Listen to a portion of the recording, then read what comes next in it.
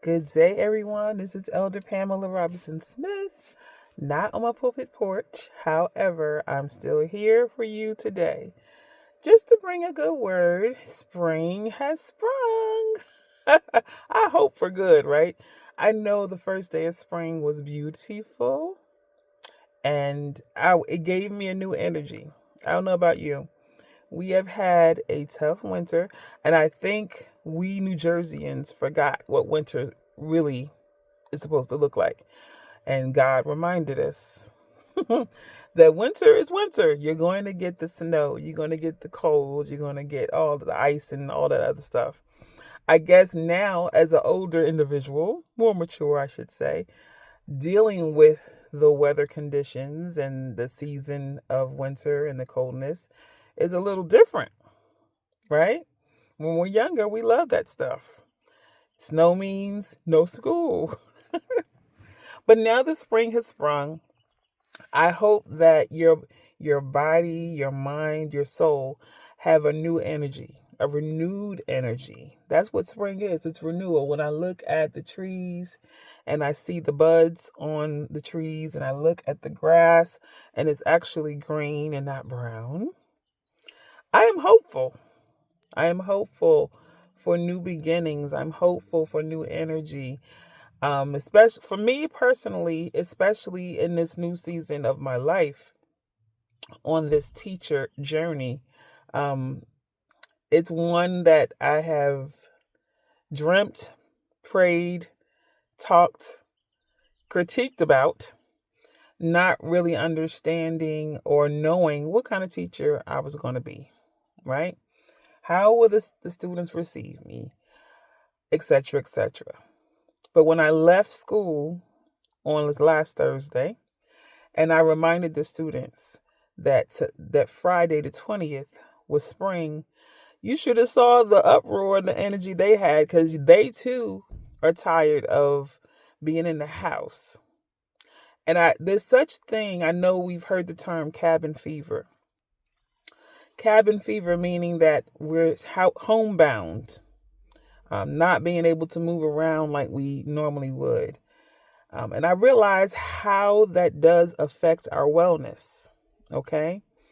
And like when I think about particularly seniors, if they were previously active, hanging out with their friends, volunteering here and there, moving around, socializing, when you are homebound for an extended period of time, it definitely affects your wellness, your mental wellness, your emotional wellness, your physical wellness, you know. And I, for myself, can attest that if you go from not doing much movement, not walking a lot, and then when you finally decide to start doing that on a regular basis, your body does go through changes.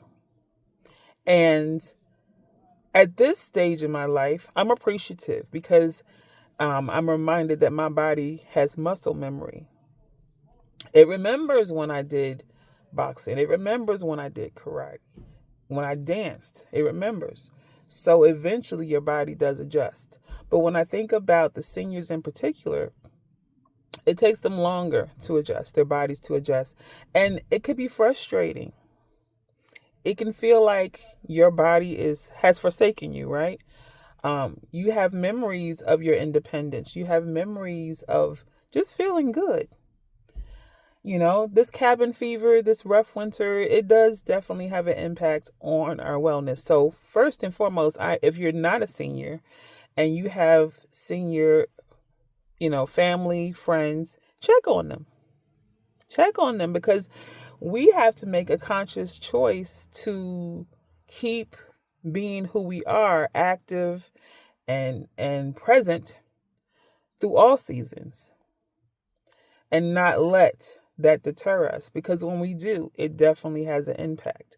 So if you do have seniors in your circle of influence, check on them, take them out to lunch, take them to the park. Now that the weather is breaking, take them to the park. Take them somewhere so they can be out and amongst other people. Socializing is a good part of getting ourselves back to what we want to be, being better than we are today. That's probably the biggest lesson that I learned this week.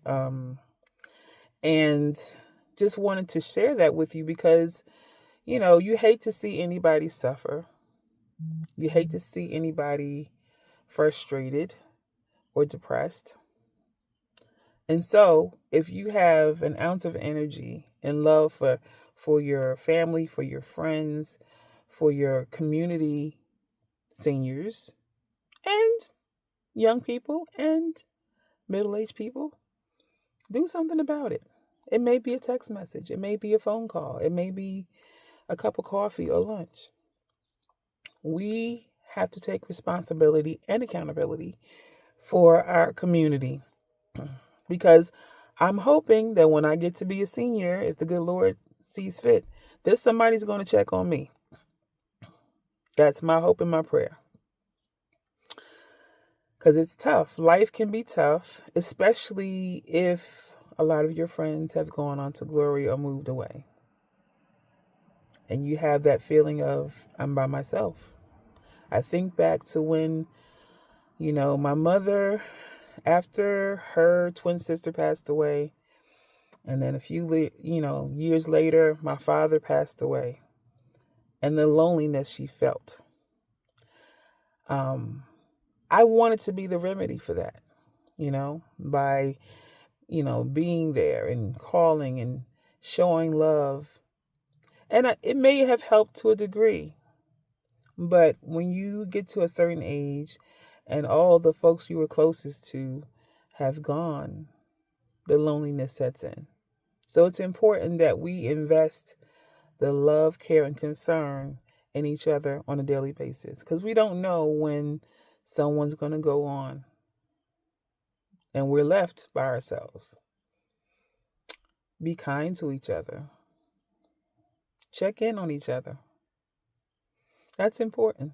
I realize it now more than any time in my life. When you're young, you feel like you have so many things to do and you don't have time to be checking on this one and that one.